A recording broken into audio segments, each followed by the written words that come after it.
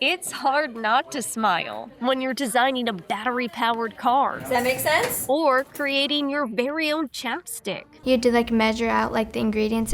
The idea behind Wabtec Girls Camp is to show these middle schoolers that STEM is fun. STEM is everywhere, so I think it creates so many opportunities. And it's part of everything we do. The work that we do here, even if it sparks one kid to decide that they want to go and do a career in STEM, it's worth it. Totally worth it. And the answer is going to be 0.040. For the last 14 years, Wabtec has partnered with Penn State Barron to help inspire the next generation of female engineers, scientists, and innovators. There's a interesting statistics that says that 50% of the STEM degrees are earned by women, but only 25% of them are in the workforce. So we really need to encourage more women to get those degrees and to go out into the workforce and be part of that community. Who developed the 3 laws of physical motion? This year, more than 50 6th, 7th, and 8th graders spent the week exploring STEM through hands-on activities, It's really fun, and I really like it here. all designed to show them what's possible This week I learned that everything has engineering